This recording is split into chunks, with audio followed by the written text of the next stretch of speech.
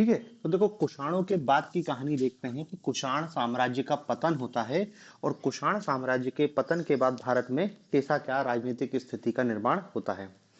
देखो हमने मौर्य काल के बाद से देखा था कि मौर्य काल के बाद के टाइम पीरियड को हम मौर्योत्तर काल कहते हैं, किसी राजवंश के नाम से नहीं जानते हैं। जैसे मौर्य काल पूरे भारत में केवल मौर्यों ने शासन स्थापित किया था, लेकिन मौर्यों के पतन के बाद पूरे भारत में कोई एक राजवंश स्थापित नहीं हो पाता, इसलिए उस काल को सामूहिक रूप से मौर्य के पश्चात मौर्योत्तर काल कहते हैं। और इस मौर्योत्तर काल लगभग 200 शताब्दी ईसा पूर्व 185 ईसा पूर्व में मौर्य साम्राज्य का समापन हुआ।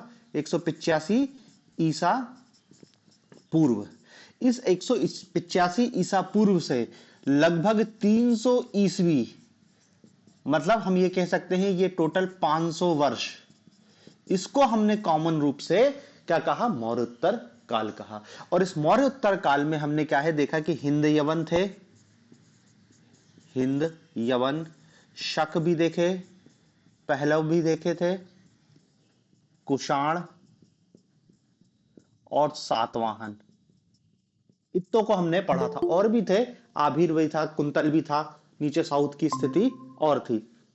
तो ये इनने सामूहिक रूप से शासन किया है, छोटे छोटे हिस्से में आपस में संघर्षरत भी है। थोड़ा टाइम पीरियड इनका आगे पीछे है, लेकिन ये इसी टाइम पीरियड में शासन करते हैं। अब एक एक करके देखो, इंडो ग्रीक भी खत्म हो जाते हैं, शक भी खत्म हो जाते हैं, पहलव भी खत्म हो जाते हैं, और धीरे से सातवाहन भी खत्म और कुषाण भी खत्म हो जाते हैं। खत्म होकर ऐसा नहीं है कि मर गई है, होता क्या कि इनकी राजनीतिक सत्ता कमजोर होती है तो कोई दूसरा इनको पराजित करके और अपनी सत्ता को स्थापित कर लेता है, तो ये फिर वहीं की वहीं इनका साम्राज्य समाप्त हो जाता है। और ऐसा नहीं कि अब जो आने वाले कोई विदेशी हैं इन्हीं के सामंत लोग हैं। जैसे मौर्य साम्राज्य, अंतिम मौर्य सम्राट बृहदत्त की हत्या उसके सेनापति पुष्यमित्र शुंग ने की थी। तो इसी टाइप से अब क्या है कि इनके अधीन कार्य करने वाले इनके सामंत है, इनके मंत्री ने देखा राजा कब्जा है और मार के और या फिर किसी अन्य कारण से अपनी राजनीतिक सत्ता स्थापित कर लेते हैं। तो देखो लगभग क्या है, 185 ईसा पूर्व से 300 ईस्वी तक भारत में कोई केंद्रीय राजनीतिक सत्ता नहीं रहती, बड़ी केंद्रीय राजनीतिक सत्ता। कुषाणों ने जरूर बड़े क्षेत्र पर शासन किया था, लेकिन उनका साम्राज्य बहुत लंबा नहीं चलता। 100-150 साल में कुषाणों का भी अंत हो जाता है। कुषाणों में भी केवल कनिष्क था जिसने बड़े क्षेत्र पर शासन किया। ठीक है। अब इस 300 ईस्वी के पश्चात 300 ईस्वी से लगभग 600 ईस्वी, 300 ईस्वी से लगभग 600 ईस्वी, 600 ईस्वी तक या फिर ज्यादा से ज्यादा अपन 650 ईस्वी तक जा सकते हैं। आपको यहां पर भारत में एक नया साम्राज्य स्थापित होगा, गुप्त साम्राज्य, 300 से 600 ईस्वी। और अब देखो 300 से 185 ईसा पूर्व से 300 ईस्वी गुप्त, हमने इसको मौर्योत्तर काल की संज्ञा दी, और 300 ईस्वी के पश्चात के शासन को हम गुप्त काल की संज्ञा देते हैं। लेकिन 300 ईस्वी के पश्चात ऐसा नहीं था कि भारत में केवल और केवल गुप्तों का शासन था। देखो पहले बता दिया कि मौर्यों की जो राजनीतिक सीमा थी उतनी राजनीतिक सीमा भारत में अब दोबारा कभी स्थापित नहीं हो पाएगी। मौर्यों ने जो राजनीतिक साम्राज्य जितना बड़ा बनाया था उतना कभी नहीं बनेगा। लेकिन 300 ईस्वी के पश्चात या 300 ईस्वी के आसपास ही भारत में एक नई शक्ति का उदय होता है, जिसको क्या नाम जानते हैं, गुप्त साम्राज्य के नाम से जानते हैं, गुप्त। लेकिन गुप्त एकमात्र राजनीतिक शक्ति नहीं थी। गुप्तों के अतिरिक्त और भी छोटे छोटे राजवंश थे जो गुप्तों के, जिसको कहना चाहिए कि लगभग बराबर थे। जैसे एक दक्षिण में हमको वाकाटक शक्ति दिखाई देती है, वाकाटक, वाकाटक वंश।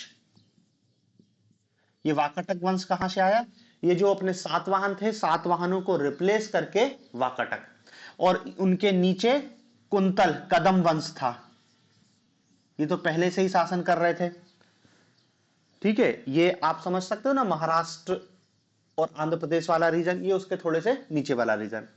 फिर महाराष्ट्र के ऊपर यहां पर जो मध्य प्रदेश का बुंदेलखंड वाला जो बड़ा एरिया है, यहां पर आपको एक नाग वंश दिखाई देगा, नाग वंश। फिर जो बिहार और मगध वाला हिस्सा है, यहां पर हमको इक्ष्वाकु दिखाई देंगे, इक्ष्वाकु वंश दिखाई देगा। इक्ष्वाकु वंश दिखाई देगा, एक आभीर वंश दिखाई देगा। छोटे छोटे राजवंश थे।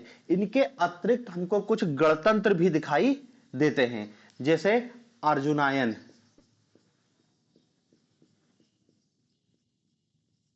अर्जुनायन ये गणतंत्र था। योधे, ये भी गणतंत्र था। अर्जुनायन, योधे और मालव, कुणिंद ऐसे छोटे छोटे गणतंत्र थे। ये औधे पंजाब और राजस्थान वाला हिस्सा था। पंजाब और राजस्थान वाला हिस्सा था। अर्जुनायन जयपुर के आसपास, ये भी राजस्थान में ही समझ सकते हो। छोटे छोटे गणतंत्र थे, एक दो और थे। तो देखो यहां पर कुषाणों का जो साम्राज्य था, कुषाण, और कुषाणों के सामंत थे गुप्त। ठीक है, बाकी ये साम्राज्य भी थे। वाकाटक था, नागवंश था, आभीर वंश था, कुंतल वंश था। ये अलग अलग क्षेत्र में शासन कर रहे थे। कुषाणों के सामंत के रूप में गुप्त अपनी राजनीतिक सत्ता को मजबूती देते हैं, और गुप्त जैसे कुषाण कमजोर होते हैं उनको हटा के गुप्त शासक अपने नाम से मतलब महाराज की उपाधि धारण करना चालू कर देते हैं। और महाराज की उपाधि धारण मतलब क्या है, उन्होंने अपने आप को राजा घोषित कर दिया, कुषाण खत्म हो जाते हैं। तो यहां पर जब कुषाणों का अंत होता है तो कुषाणों के जो अवशेष हैं या कुषाणों के जहां से कुषाण खत्म हो रहे, कुषाण के ध्वंसावशेषों पर गुप्तों का उदय होता है। और देखो जब गुप्तों का उदय होगा तो आजू बाजू अलग अलग राजवंश हैं। अब स्वाभाविक सी बात है कि जब गुप्तों का उदय हो रहा है तो गुप्त अपने उदय के साथ ही इन राज्यों की सीमाओं से टकराएंगे। भाई गुप्त साम्राज्य थे, अपना साथी साम्राज्य विस्तार करेंगे, उनका वाकाटक है, नागवंश है, इक्ष्वाकु वंश है, इनसे संघर्ष होगा। लेकिन इनसे इनका संघर्ष नहीं होता। क्यों नहीं होता है कि गुप्तों ने क्या किया, सबसे मैत्रीपूर्ण संबंध स्थापित करे। अब वही अपन ने जो पहला हर्यक वंश पढ़ा था, और हर्यक वंश में जो बिंबिसार आया था जिसने वैवाहिक नीति और मित्र नीति का प्रयोग करके मगध का विस्तार किया था, यही गुप्त शासक करेंगे।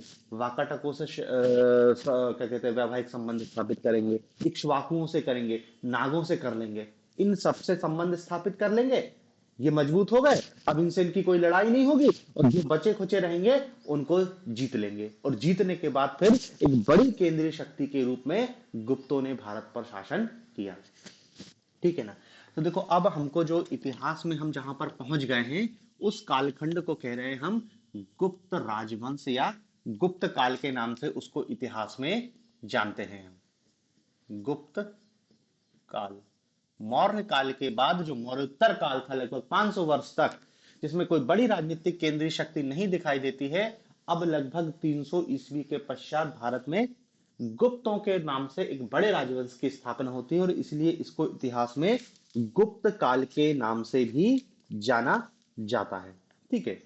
अब देखो इस गुप्त काल के संदर्भ में आप ये समझ लो कहां कब से पश्चात है, 300 ईस्वी, लगभग 300 ईस्वी के पश्चात, क्योंकि 319 में चंद्रगुप्त प्रथम गुप्त संवत को चालू करेगा। 290-80 से उनका उल्लेख देखने को मिलता है, लेकिन अपन लगभग कह दे रहे हैं 300 ईस्वी के आसपास गुप्तों की सत्ता स्थापित होती है।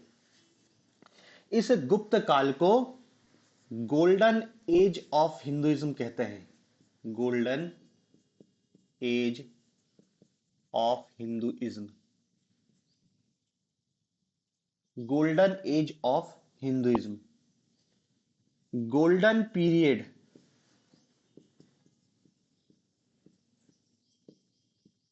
Golden period of art and culture,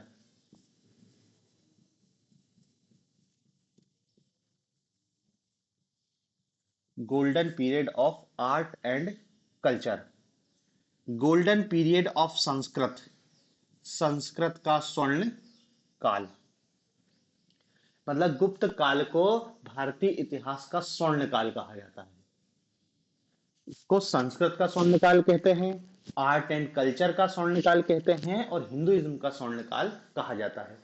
Hindu धर्म को जो वर्तमान स्वरूप है, हिंदू धर्मों के जो वर्तमान हम ग्रंथ देख रहे हैं, इनको अंतिम रूप इसी काल में दिया गया है। जैसे मनुस्मृति भले कब अपन को शुंगों के समय निर्मित होते हुए दिखाई दी है, लेकिन बाकी ज्यादातर स्मृति है, नारद स्मृति है, बृहस्पति स्मृति है, विष्णु स्मृति है, देवल स्मृति है, वो सॉरी देवल को छोड़ के जो स्मृति है वो सब गुप्त काल में ही निर्मित हुई। हमारे पुराणों की ज्यादातर पुराणों की रचना गुप्त काल में की गई, इसलिए इसको संस्कृत भाषा का स्वर्णकाल कहते हैं या फिर हिंदुइज्म का स्वर्णकाल कहा जाता है। तो इतिहासकारों में इस बात को लेके भी डिबेट है कि इसको स्वर्णकाल कहते हैं या नहीं कहते हैं। तो अपन जब गुप्त काल को पढ़ लेंगे तब तुम खुद डिसाइड करना कि क्या गुप्त काल भारतीय इतिहास का स्वर्णकाल था या नहीं था। उसका मूल्यांकन करेंगे अंत में, जब हम उसको पढ़ लेंगे तो पता चल जाएगा कि क्या वाकई स्वर्णकाल था या नहीं काल था। स्वर्णकाल तो मतलब समझ रहे हैं ना, सबसे अच्छा पीरियड को हम अपना गोल्डन पीरियड कहते हैं कि इतिहास में जो हमारा सबसे अच्छा पीरियड होता है, जब हमारा कहते हैं ना हमारा अच्छा समय गोल्डन टाइम, तो ये भारतीय इतिहास के गोल्डन टाइम कहते हैं गुप्त काल को। वो था या इतिहासकारों ने गलत कहा है वो उसका मूल्यांकन अपन बाद में करेंगे, ठीक है ना। तो ये गुप्त काल को हमको देखना है। 300 ईस्वी के आसपास भारत में गुप्तों की राजनीतिक सत्ता स्थापित होती है। अब उनका राजनीतिक इतिहास जानने से पहले अपन इन गुप्त काल के स्त्रोतों पर चर्चा कर लेते हैं। एक क्वेश्चन तो यहीं से बन जाएगा कि गुप्त काल की या गुप्तकालीन इतिहास के स्त्रोत क्या है, वो कौन से स्त्रोत हैं जिनके माध्यम से गुप्त काल की हमको जानकारी मिलती है। हमने मौर्य काल में भी यही पढ़ा था, बड़ा राजवंश था। तो एक क्वेश्चन आप 200 वर्ड के हिसाब से तैयार रखो कि मौर्य काल का इतिहास की जानकारी का स्त्रोत। दूसरा बड़ा राजवंश आ रहा है गुप्त काल, तो इसमें भी एक बड़ा क्वेश्चन 200 वर्ड में आ सकता है कि गुप्त काल के इतिहास का स्रोत क्या है। तो देखो स्रोत को हम दो कैटेगरी में बांटते हैं, साहित्यिक स्रोत और पुरातात्विक। साहित्यिक स्रोत और पुरातात्विक स्रोत। साहित्यिक स्रोत पता ही है, साहित्य की रचना की गई है और उस साहित्य से हमको गुप्त काल की जानकारी मिलती है। और पुरातात्विक में कुछ अभिलेख सिक्के वगैरह मिलेंगे। तो पहले हम साहित्यिक स्रोतों को देखते हैं। तो देखो साहित्यिक स्रोतों में कुछ ग्रंथ हैं, जिसमें एक है विधि विषयक ग्रंथ। विधि विषयक ग्रंथ। और विधि विषयक ग्रंथ में एक ग्रंथ है नीति सार। ग्रंथ का नाम क्या है? नीति सार। और इसके रचयिता है कामंदक। कामंदक कामंदक का नीति सार। और इस ग्रंथ की रचना चंद्रगुप्त प्रथम के शासनकाल में की गई थी। चंद्रगुप्त प्रथम के शासनकाल में की गई थी, कामंदक का नीति सार। और देखो ग्रंथ का नाम ही नीति का सार, इसलिए हमने इसको क्या लिखा? विधि विषयक, मतलब कानून से संबंधित ग्रंथ है। और इसकी तुलना, ये जो नीति सार है, इसकी तुलना हम कौटिल्य के अर्थशास्त्र से करते हैं। कौटिल्य के अर्थशास्त्र से। नीति सार की तुलना कौटिल्य के अर्थशास्त्र से करते हैं। और इस नीति सार में हमको गुप्तकालीन राजनीतिक एवं प्रशासन के बारे में, गुप्तकालीन राजनीति एवं प्रशासन के बारे में जानकारी मिलती है। प्रशासन के बारे में जानकारी मिलती है, ठीक है। आपसे 3 नंबर में भी पूछा जा सकता है नीति सार। नीति सार कामंदक की रचना है, जो गुप्तकालीन ग्रंथ है। और इसमें गुप्तकालीन राजनीति एवं प्रशासन के बारे में हमको जानकारी मिलती है। जैसे कौटिल्य के अर्थशास्त्र में हमने देखा था ना कि अर्थशास्त्र में सब मिलता है कि इतने अध्यक्ष होते हैं, इतने मंत्री होते हैं, उनके लिए उपदा परीक्षण होता है, सब अर्थशास्त्र में लिखा है। तो इसे कामंदक का नीति सार है, जो गुप्तकाल के प्रशासनिक एवं राजनीतिक व्यवस्था की जानकारी हमको प्रदान करता है, ठीक है ना।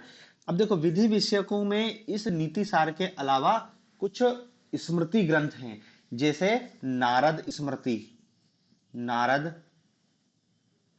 और बृहस्पति स्मृति, बृहस्पति स्मृति। इन स्मृति ग्रंथों में गुप्त शासकों के न्याय प्रशासन की वर्णन किया गया है। गुप्त शासकों के न्याय प्रशासन, गुप्त शासकों के न्याय प्रशासन को वर्णित किया गया मतलब ने गुप्तों की न्याय व्यवस्था की अत्यधिक तारीफ की है। ठीक है, तो एक तो आप साहित्यिक ग्रंथ में सबसे पहले क्या बताओगे, कामंडक का नीति शास्त्र। ठीक है, दूसरा ग्रंथ हम बताएंगे कालिदास के ग्रंथ। अब कालिदास ने कोई एक ग्रंथ तो लिखा नहीं है, कालिदास के ग्रंथ। अब देखो कालिदास ने बहुत सारे ग्रंथ लिखे हैं, उसका रघुवंशम है, अभिज्ञान शकुंतलम है, मालविका अग्निमित्रम है। कौन कौन से हैं, रघुवंशम, मालविका अग्निमित्रम,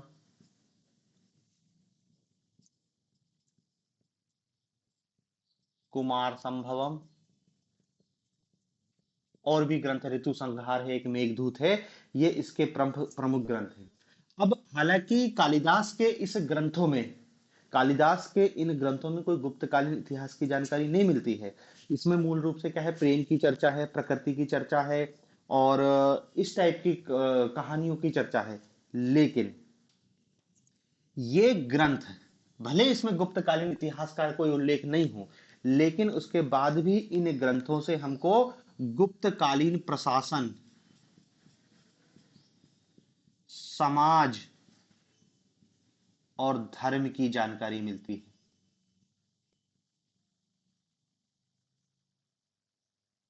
ठीक है भाई, जो ग्रंथ लिखे हैं उसमें तो उनने बताया ना कि हाँ राजा है, एक कहानी के माध्यम से बताया है। तो वो जो राजा का वर्णन करेगा वो अपने राजा को देख के ही तो करेगा, जो वहां की राजनीतिक व्यवस्था थी वैसे ही उनके ग्रंथों में दिखाई देगी। जैसा समाज था उस समय का, वैसा ही समाज हमको उनके ग्रंथों में दिखाई देता है। तो कालिदास के ग्रंथ में यद्यपि उनका सब्जेक्ट कोई गुप्तकालीन इतिहास नहीं लिख रहे हैं, वो सबकी कहानी अलग अलग है। रघुवंशम में राम की कहानी है, कुमार संभव में कार्तिकेय की कहानी है, मालविका अग्निमित्र में मालविका और अग्निमित्र की कहानी है, अलग अलग है। लेकिन चूंकि ये गुप्त काल के थे, इसलिए इनके ग्रंथों से हमको गुप्तकालीन सामाजिक, प्रशासनिक और धार्मिक व्यवस्था की जानकारी मिलती है। तो साहित्यिक स्रोत में दूसरा है कालिदास के ग्रंथ। तीसरे स्तर पर आते हैं कुछ राजनीतिक नाटक हैं, राजनीतिक नाटक, राजनीतिक नाटक है। राजनीतिक नाटक में देखो दो नाटक हैं जो, जिनका इतिहास में बहुत महत्वपूर्ण उल्लेख है। एक नाटक है विशाख दत्त का था, देवी चंद्रगुप्तम। विशाख दत्त का नाटक का नाम क्या है, देवी चंद्रगुप्तम,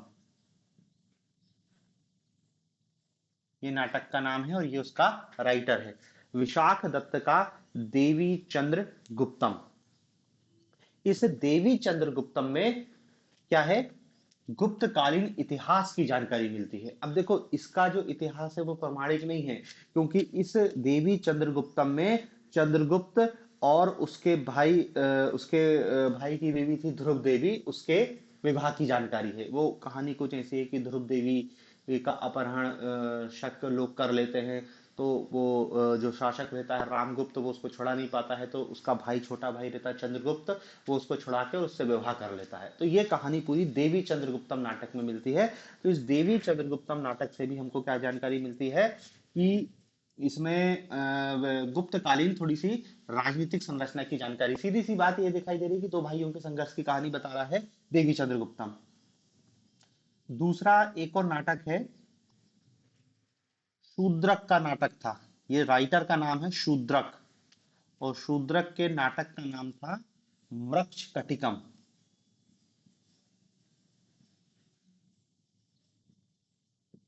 मृक्ष कटिकम, इस मृक्ष कटिकम में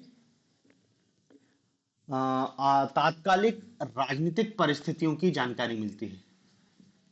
तात्कालिक राजनीतिक परिस्थितियों की जानकारी मिलती है।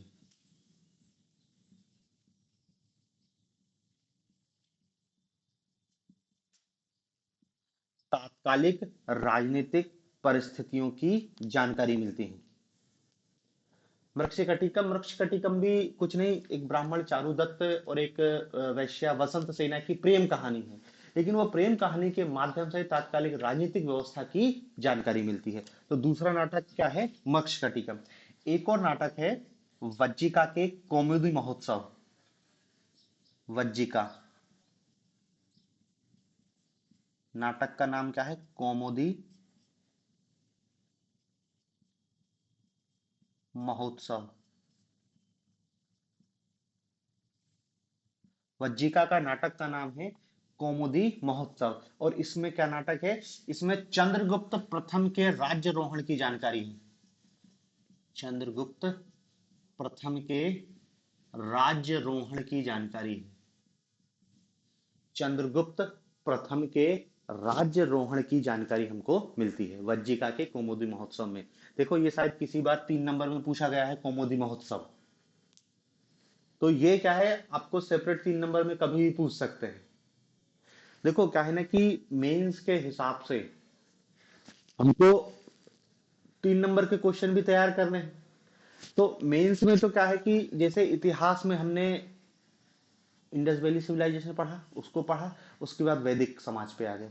वैदिक समाज के बाद जो आपको सीधे क्वेश्चन दिखाई देगा या तो बौद्ध और जैन से दिखाई देगा, और नहीं तो क्वेश्चन फिर क्या सीधे मौर्य पढ़ना है हमको। मौर्यों के बाद सीधे कनिष्क, और कनिष्क के बाद सीधे गुप्त। मतलब क्वेश्चन ज्यादातर जो बड़ा क्वेश्चन है ना वो यहीं से राइज होगा, लेकिन 3 नंबर का क्वेश्चन तो कहीं से भी पूछा जा सकता है। तो देखो उन्होंने कहा कि ये उठा के दे दिया कौमुदी महोत्सव, किसी बार मक्षकटिकम दे सकते हैं, देवी चंद्रगुप्तम दे सकते हैं। तो ये 3 नंबर के हिसाब से भी आपको कम से कम उनका राइटर और उनका सब्जेक्ट मैटर की उसके अंदर क्या है, ये एक लाइन मतलब क्या है कि देखो 3 नंबर में पूछा तो आपने उसका राइटर बता दिया और किस काल की रचना है, कि गुप्त काल की है कि मौर्य काल की है, ये बता दिया। और तीसरे पॉइंट में ज्यादा से ज्यादा उसका सब्जेक्ट मैटर, कि जैसे उनका कामंडक का नीति शास्त्र था, तो नीति शास्त्र का एक विधि संबंधी ग्रंथ है। वृक्ष कटिकम, वृक्ष कटिकम एक टाइप से क्या है, प्रेम कहानी है चारुदत्त और वसंत सेना की। कौमुदी महोत्सव में चंद्रगुप्त प्रथम के राज्यरोहण की जानकारी। देवी चंद्रगुप्तम में गुप्त काल की राजनीतिक स्थिति की, चंद्रगुप्त और ध्रुव देवी के विवाह की चर्चा की गई है इसमें। देखो यह राजनीतिक नाटक है जिन नाटकों से हमको गुप्तकालीन स्रोत की जानकारी मिलती है। तो देखो ये बहुत महत्वपूर्ण है। आपको यदि बड़ा क्वेश्चन आएगा तब तो लिखना ही है, लेकिन 3 नंबर में भी ये कोई भी कभी भी पूछा जा सकता है। कालिदास की तो सारी रचनाएं, कालिदास तो खैर अपने मध्य प्रदेश के सिलेबस में इसलिए पढ़ते ही अपन उसको डिटेल में, बाकी भी आपको थोड़ा थोड़ा तो पता होने चाहिए। ठीक है, तो देखो तीसरा पॉइंट हो गया राजनीतिक नाटक। चौथा पॉइंट लिखना संस्कृत काव्य या संस्कृत साहित्य। संस्कृत काव्य और अन्य साहित्य। संस्कृत काव्य और अन्य साहित्य। देखो इसमें आपका सोमदेव की थी कथा सरित सागर। सोमदेव राइटर है और ग्रंथ का नाम है कथा सरित सागर। कथा सरित सागर। दूसरा राइटर है भास। भास की रचना का है स्वप्न वासव दत्ता।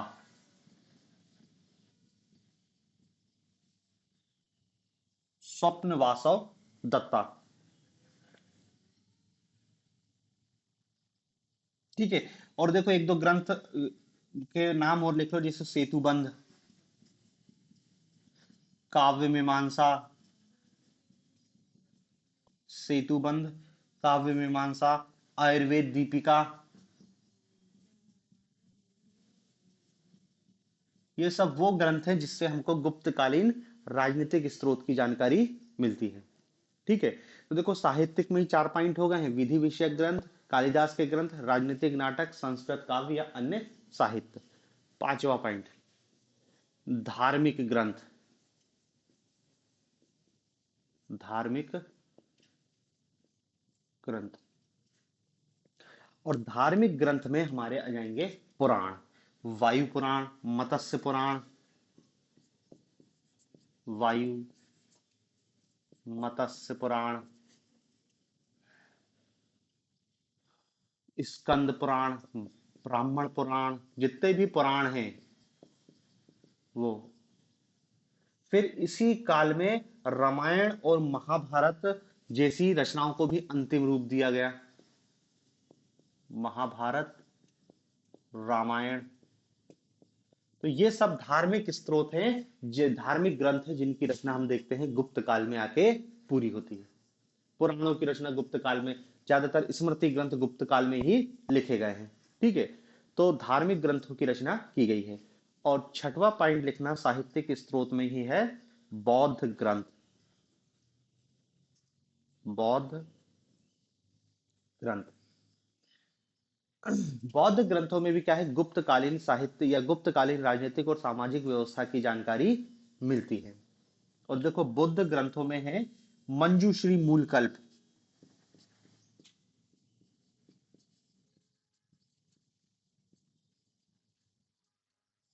मंजूश्री मूलकल्प में हमको गुप्तकालीन राजनीतिक और थोड़ी सी प्रशासनिक संरचना की जानकारी मिलती है। अब देखो, चाहो तो आप बौद्ध ग्रंथ में लिख सकते हो, या फिर क्या है, आपको बता सकते हो कि विदेशी विवरण। हालांकि बौद्ध ग्रंथ में ही लिख दो, 6 पॉइंट तो हो ही गए हैं अपने। इसी में लिख दो क्या है कि कुछ चीनी यात्री हैं जिनकी जानकारी, जो आए थे बौद्ध धर्म के अध्ययन के लिए या बौद्ध से ही संबंधित थे, लेकिन उन्होंने गुप्तकालीन राजनीतिक और सामाजिक व्यवस्था का वर्णन किया है। देखो इसमें सबसे मेन है आपका फाहयान। फाहयान, ये फाहयान कब आया था भारत में? जब चंद्रगुप्त द्वितीय का शासनकाल था।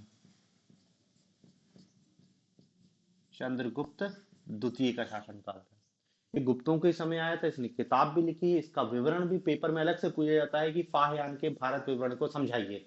तो उसने जो भारत का विवरण किया है उसने गुप्तकालीन का ही वर्णन किया है। तो फाहयान का जो वर्णन है वो हमको देखना पड़ेगा। इसके बाद दूसरा चीनी यात्री है हेनसांग। वेन सांग, हालांकि ये हेनसांग गुप्तों के बाद हर्षवर्धन के साम्राज्य में आया था, हर्षवर्धन। लेकिन इसने फिर भी गुप्तों का उल्लेख किया है कि पहले यहां पर गुप्त शासक थे और वहां पर बौद्ध धर्म की क्या स्थिति थी उसका वर्णन किया। तो हेनसांग का जो विवरण है उससे भी हमको गुप्तकालीन की थोड़ी बहुत जानकारी मिलती है। और एक और यात्री आया था इत्सिंग।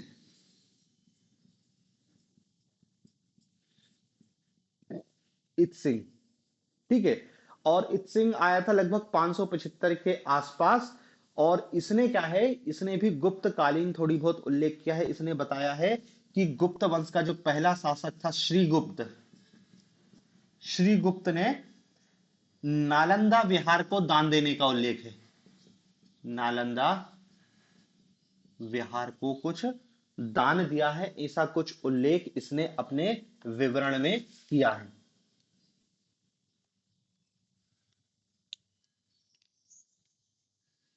ठीक है, तो देखो ये साहित्यिक स्रोत हैं जो गुप्त साम्राज्य की जानकारी देते हैं। ठीक है, ओवरऑल तो क्वेश्चन आ ही सकता है, लेकिन आपको 3 नंबर के हिसाब से भी लगभग इनको ध्यान में रखना है।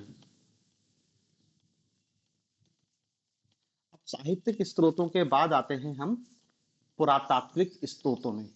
और पुरातात्विक स्रोतों में क्या मिलेगा हमको? पुरातात्विक स्रोतों में मिलेगा उनके प्रमुख अभिलेख, सिक्के, और कुछ जो उनके ताम्रपत्र वगैरह है। मेन रूप से तो सिक्के और आपको अभिलेख ही हैं। तो देखो पुरातात्विक स्रोत में सबसे मेन क्या है? सिक्के। सिक्के, देखो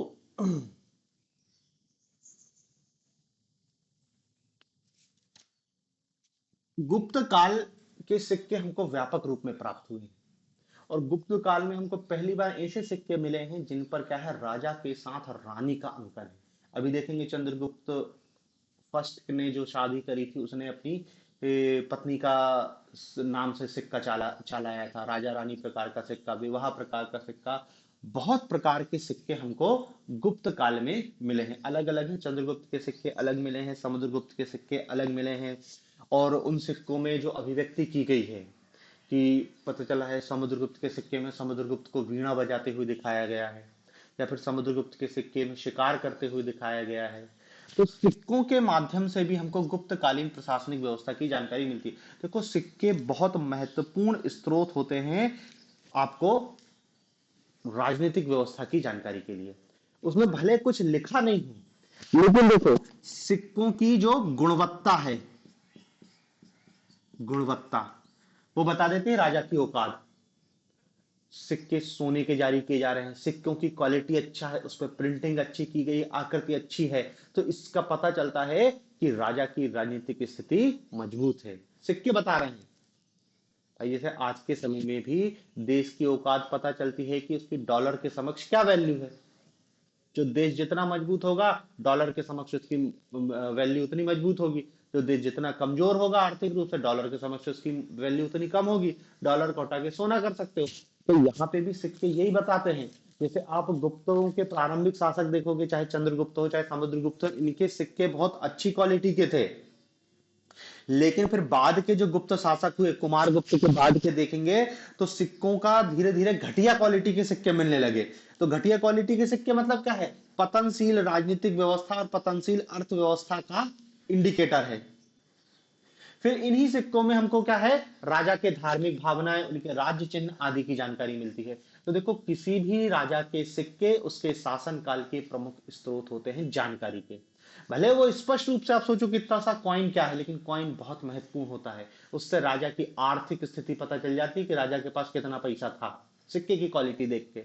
सिक्के पे वो अंकन क्या करवा रहा है, उससे उसकी धार्मिक स्थिति का पता चलता है।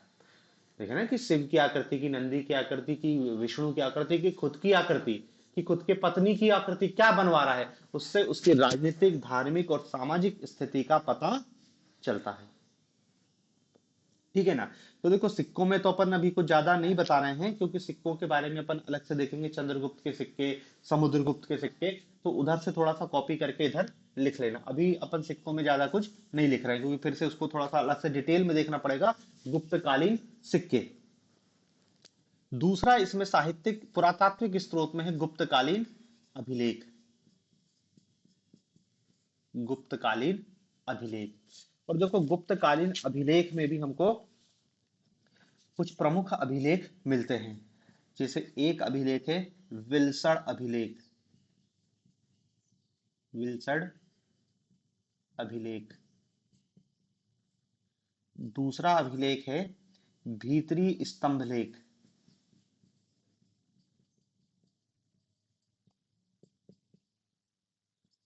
तीसरा है जूनागढ़ अभिलेख।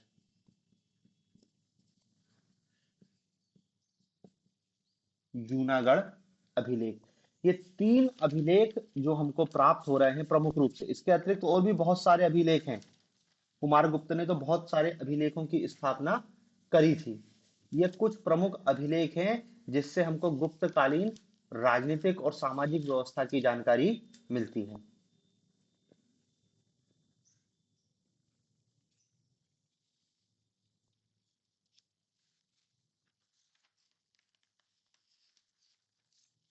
ठीक है।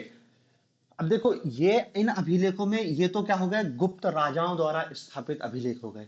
कुछ ऐसे अभिलेख मिले हैं जो दूसरे राजाओं ने स्थापित किए हैं, लेकिन उन अभिलेखों से भी हमको गुप्त साम्राज्य की जानकारी मिलती है। जैसे एक कदम वंश का अभिलेख है। कदम्ब वंश का अभिलेख है। इस कदम वंश के अभिलेख में भी हमको गुप्तों की जानकारी मिलती है कि उनने अपना जो पुत्री का विवाह गुप्तों से किया था, तो उसकी जानकारी मिलती है। कदम वंश के अभिलेख, वर्मन वंश के अभिलेख, ये अभिलेख भी गुप्तों की जानकारी देते हैं। ठीक है ना। तो गुप्तों के अतिरिक्त कुछ आजू बाजू के जो उनके शासक थे उनकी भी जानकारी मिलती है, और उनके माध्यम से भी हम गुप्तों की सामाजिक और राजनीतिक और आर्थिक संरचना की जानकारी प्राप्त करते हैं। ठीक है। तो देखो ये गुप्तकालीन इतिहास की जानकारी के स्रोत थे। साहित्यिक स्रोत, पुरातात्विक स्रोत। ठीक है ना। अभी देखो ये जो पुरातात्विक स्रोत है अभिलेख, अभी आगे अपन को और डिटेल में पढ़ना पड़ेगा कि बिल्सर अभिलेख किसका था, उसमें क्या उल्लेखित किया गया है। और भी आएगा भीतरी स्तंभ लेख। तो यदि क्वेश्चन सिर्फ अभिलेख पे भी आ जाएगा तो अपने पास बहुत मटेरियल रहेगा लिखने के लिए। अभी अपन केवल उसको क्या है, स्रोत के रूप में केवल इतना ही देख रहे हैं, ठीक है ना। तो देखो ये गुप्तकालीन आपको जो सामाजिक राजनीतिक प्रशासनिक या गुप्तकालीन इतिहास की जानकारी में इतना ही आपको ध्यान में रखना है।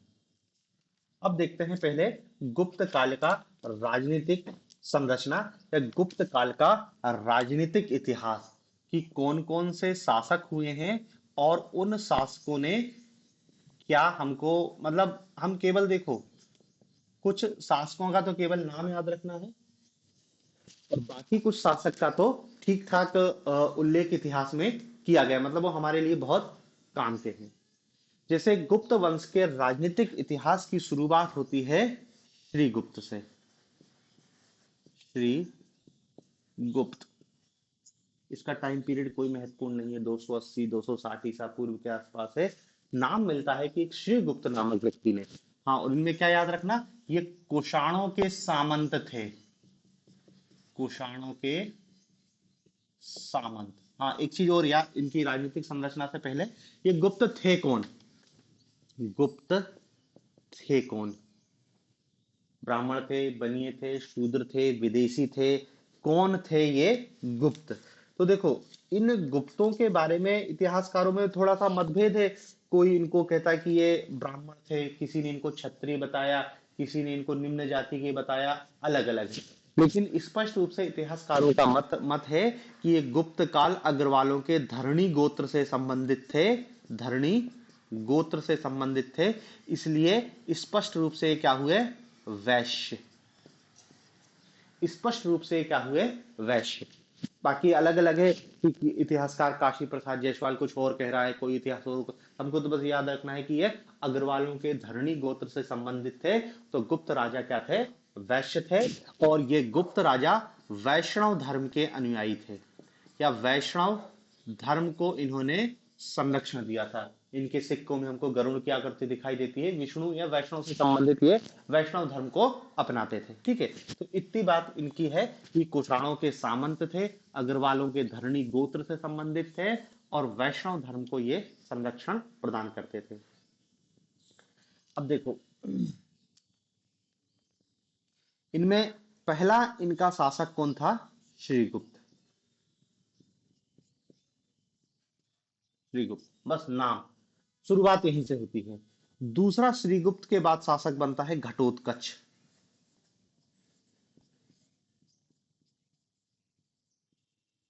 घटोत्कच केवल नाम है, क्या किया कुछ नहीं, कोई उल्लेख नहीं है।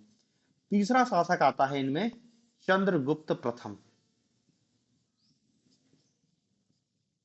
चंद्रगुप्त प्रथम, चंद्रगुप्त प्रथम पहला गुप्त शासक है जिसके बारे में इतिहास में हमको कुछ उल्लेख मिलता है या जिसके बारे में हमको कुछ याद रखना है।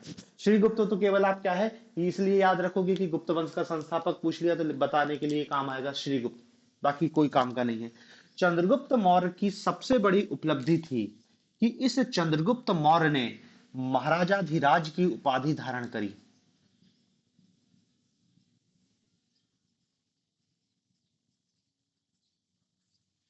चंद्रगुप्त ने महाराजाधिराज की उपाधि धारण करी। क्योंकि देखो जैसे ही आप महाराजाधिराज की उपाधि या अपने आप को राजा घोषित करोगे, महाराज की उपाधि धारण करोगे, तो आजू बाजू के शासक, आप तो सामंत थे, सामंत हो, भले आप स्वतंत्र रूप से सत्ता चला रहे हैं, लेकिन क्या है आप हाईलाइटेड नहीं हो क्योंकि आपने राजा की उपाधि धारण नहीं करी। लेकिन आप राजा की उपाधि धारण कर रहे हो मतलब आप आजू बाजू के राजा के दुश्मन अपने आप हो जाओगे। तो ये पहला व्यक्ति गुप्तों में वो व्यक्ति है जिसने महाराज, मतलब ये थोड़ा सा मजबूत हुआ होगा तभी इसने क्या है महाराजाधिराज की उपाधि धारण करी। दूसरा इसकी सबसे बड़ी उपलब्धि देखो, चंद्रगुप्त प्रथम की सबसे बड़ी उपलब्धि क्या थी, इसका विवाह, इसने लिच्छवी राजकुमारी कुमार देवी से विवाह किया, लिच्छवी राजकुमारी कुमार देवी से विवाह करना इसकी सबसे बड़ी उपलब्धि है, कुमार देवी से विवाह करना इसकी सबसे बड़ी उपलब्धि। सबसे बड़ी उपलब्धि क्यों है, क्योंकि देखो ये जो लिच्छवी हैं ये लिच्छवी अपने आप को बहुत उच्च कुल का मानते हैं और ये जो गुप्त हैं इस समय इनकी हैसियत निम्न कुल के टाइप की थी। मतलब इनको कोई नहीं पूछ रहा, छोटे से एरिया में शासन कर रहे हैं, इनकी जो सामाजिक स्थिति है वो भी कमजोर है, लेकिन लिच्छवी उच्च कुल के थे। तो जैसे इसका विवाह कुमार देवी से होता है, अब चंद्रगुप्त मौर्य भी एक सम्मानित व्यक्ति हो जाता है। तो ये कुमार चंद्रगुप्त प्रथम की बहुत बड़ी उपलब्धि है, ये केवल एक विवाह नहीं है, इस विवाह के माध्यम से ही गुप्तों का अपलिफ्टमेंट होता है। क्योंकि देखो ये विवाह इनका इसलिए इतना महत्वपूर्ण है, अभी देखेंगे चंद्रगुप्त प्रथम के बाद इनका सबसे मेन शासक आएगा समुद्रगुप्त। गुप्तों का सबसे मेन शासक समुद्रगुप्त होगा, और समुद्रगुप्त अपने आप को लिच्छवियों का दोहित्रा कहता था, मतलब मैं उनका वंशज हूं, गर्व से कहता था।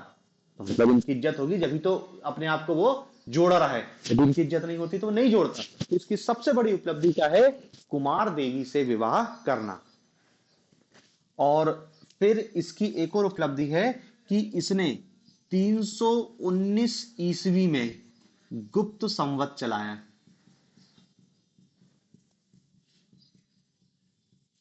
319 ईस्वी में गुप्त संवत चलाया, ये इसकी एक बड़ी उपलब्धि थी।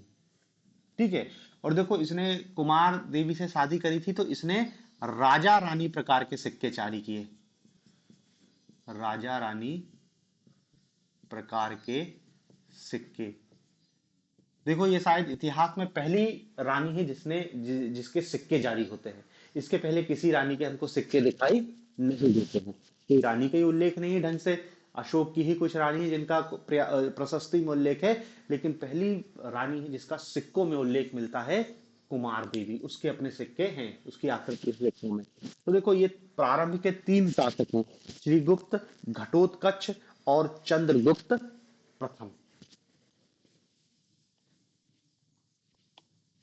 अब इसके बाद का इनका शासक है समुद्रगुप्त, जो गुप्तों का आप कह सकते हो वास्तविक संस्थापक है, या गुप्त साम्राज्य को स्थापित करने वाला मेन व्यक्ति है समुद्रगुप्त। ठीक है ना। तो समुद्रगुप्त को पढ़ते हैं, लेकिन उसके पहले हमको गुप्त काल में एक चीज पहले कल ही बताया था कि गुप्त काल में क्या है, जो राजा है, गुप्त काल में जो राजा है उसकी शक्ति अत्यधिक बढ़ जाती है, अत्यधिक बढ़ जाती है। और जो गुप्त काल का जो राजा होता है वो अपने आप को देवता घोषित कर देता है। क्या घोषित कर देता है? हम ही देवता हैं। ये कैसे पता चलता है? गुप्त काल के राजा उपाधि धारण करते हैं परमेश्वर की, परमेश्वर, परम भट्टारक, परमेश्वर परम भट्टारक, मतलब हम देवता हैं। देखो राजा का हम विकास क्रम पढ़ रहे हैं। राजा जैसे यदि वैदिक काल में देखें, ऋग्वैदिक काल में तो राजा बहुत कमजोर था, ऋग्वैदिक, और इसको हम क्या कहते थे? जनस्य गोपा, जनस्य गोपा, कोई नहीं था, केवल राजा था, और राजा भी सभी समानों में एक जैसा कहते थे, कोई विशेष शक्ति नहीं थी। फिर उत्तर वैदिक काल में इस राजा की शक्ति में थोड़ी सी वृद्धि होती है, और राजा के लिए भूपति शब्द का उपयोग करते हैं, भूपति, थोड़ी सी शक्ति में वृद्धि हो जाती है। फिर उसके बाद जो महाजनपद काल आता है, महाजनपद, महाजनपद में यहाँ ये अपने आप को क्या है, थोड़ा सा सम्राट, एकराट, ऐसी बड़ी बड़ी उपाधियों से नवाजा जाने लगता है, मतलब थोड़ा सा और ज्यादा शक्तिशाली हो जाता है। फिर इनकी शक्ति में जो व्यापक उल्लेख होता है वो होता है मौर्यों के समय। और मौर्यों के समय राजा क्या उपाधि धारण करता है? अशोक ने उपाधि धारण की थी देवा नाम पिए, देवताओं का प्यारा, देवा नाम पिए, मौर्यों के समय उपाधि धारण करी थी। फिर मौर्यों के बाद हमने देखा कुषाण, कुषाण अपने आप को क्या कहने लगता है? देवताओं की औलाद, देवपुत्र, कनिष्ठ उपाधि धारण के देवपुत्र, साही नो साही न साही, तो अपने आप को देवताओं का पुत्र घोषित कर देते हैं। और देखो जब गुप्त आए, गुप्त तो क्या ही कहने लगते हैं अपने आप को? देवता ही कहने लगते कि हम ही देवता हैं, परमेश्वर की उपाधि धारण कर रहे हैं। परमेश्वर की उपाधि मतलब क्या है? सीधे सीधे अपने आप को देवता घोषित कर दे रहे हैं। हालांकि इसके पहले सातवाहनों ने भी अपने आप को बोला था कि हम कृष्ण के अवतार, हम भीम के अवतार, हम अर्जुन के अवतार, अपने आप को अवतार के माध्यम से अपने आप को महान घोषित करने का प्रयास किया था। लेकिन यहां तो ये सीधे सीधे अपने आप को परमेश्वर घोषित कर रहे हैं। और देखो, ये राजा का पद होता है कि राजा तो अब अपने आप को क्या कह रहा है, देवता कह रहा है। ऐसा क्यों कर रहे हैं कि ऐसा इसलिए हो रहा है क्योंकि देखो, अभी अपन भारत में पढ़ेंगे सामंतवाद, और सामंतवाद के लिए जरूरी क्या है कि राजा बहुत शक्तिशाली होना चाहिए। यदि राजा कमजोर होगा तो सामंत उसको मार के और खुद राजनीतिक सत्ता पे कब्जा कर लेगा। राजा अपनी जनता में पकड़ बनाने के लिए, क्योंकि देखो, जनता राजा के आदेशों का पालन कर रही है, लेकिन यदि जनता को यकीन हो जाए कि जो हमारा राजा है वो तो देवता है, तो फिर तो उसके वो क्या है, ब्लाइंड फॉलोअर बन जाएंगे कि जो राजा ने कहा है गर्दन काट दो तो अपनी गर्दन काट के भी दे देंगे। तो राजा जनता में अपनी पकड़ बनाने के लिए ही ऐसी बड़ी बड़ी उपाधियां धारण करता है कि देखो, वो धारण करते करते कहां पहुंच गया, देवता। अब तो कुछ बचे नहीं, क्योंकि देवता से तो ऊपर कुछ होगा ही नहीं। और इसके बाद ही देखेंगे कि फिर राजा के पद कमजोर होना चालू हो जाएंगे, फिर सामंतवाद इतने मजबूत हो जाएंगे, सामंत अभी बताऊंगा सामंत क्या होते हैं। सामंत इतने मजबूत हो जाएंगे कि वो राजा को हटा के खुद ही सत्ता स्थापित कर लेंगे। ये सामंतवाद ही इस राजनीतिक व्यवस्था को ले डूबेगा, ठीक है ना। तो देखो, ये राजा का जो विकास क्रम है ये गुप्तों के अपने समय चरम पर पहुंचता है, क्योंकि इस काल में राजा ने परमेश्वर की उपाधि धारण कर ली, ठीक है। तो ये राजा के पद का विकास क्रम है। और ये देखो, इसी राजनीतिक विकास क्रम को आपको समझना है कि राजा कैसे इतना ताकतवर हो गया, धीरे धीरे करके वो देवता बन गया। मतलब अब राजा ना केवल जनता का राजनीतिक प्रतिनिधि है, जनता का धार्मिक प्रमुख भी हो गया। मतलब देखो, एक जो राजा है, राजा ये क्या होता है आपका, राजनीतिक राजनीतिक नेता, और एक होता है आपका धार्मिक नेता। धार्मिक नेता सामान्यतः धर्मगुरु होता है। जैसे हम वैदिक काल में देखते हैं, राजा, और राजा का क्या होता था, पुरोहित होता था। अब लेकिन देखो, राजा अपने आप को क्या है कि हम ही तुम्हारे राजनीतिक नेता हैं, हम ही तुम्हारे धार्मिक नेता हैं, हम ही तुम्हारे सामाजिक नेता भी हैं, क्योंकि समाज भी हमसे निकलेगा, सब कुछ हम ही है। तो राजा अब क्या है, बहुत शक्तिशाली हो गया, सब कुछ राजा से ही निकल रहा, धर्म की व्याख्या भी राजा ही कर दे रहा है, क्योंकि राजा ने तो अपने आप को क्या है, परमेश्वर घोषित कर दिया है। और धर्म गुरु परमेश्वर से ऊपर नहीं होता है, ठीक है ना। तो ये राजा के पद का बढ़ता हुआ महत्व है। मतलब क्या है, देखो, ये आपको राजनीति को समझना है कि कैसे राजा इतना शक्तिशाली होता है और उसके क्या प्रभाव हमको इतिहास में दिखाई देते हैं, ठीक है। तो ये गुप्तों के राजनीतिक इतिहास में हमने क्या देख लिया, संस्थापक श्रीगुप्त, श्रीगुप्त के बाद घटोत्कच आता है, और घटोत्कच के बाद क्या है, चंद्रगुप्त आता है।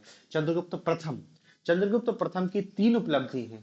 पहली उपलब्धि, उसने महाराजाधिराज की उपाधि धारण करी। दूसरी उपलब्धि, उसने लिच्छवी नरेश की लड़की कुमार देवी से शादी करी। लिच्छवी वंश की राजकुमारी कुमार देवी से शादी करना उसकी सबसे बड़ी राजनीतिक उपलब्धि है। और तीसरी उसकी सबसे बड़ी उपलब्धि क्या है, उसने गुप्तों के लिए अलग से कैलेंडर जारी किया, गुप्त संवत 319 ईस्वी में। अब इसके बाद इनका सबसे मेन और सबसे प्रमुख शासक आता है समुद्रगुप्त। समुद्रगुप्त, ये समुद्रगुप्त की क्या उपलब्धि है कि देखो, इसको भारत का नेपोलियन कहते हैं, भारत का नेपोलियन। और इसको एक विदेशी इतिहासकार है विंसेंट स्मिथ ने कहा है,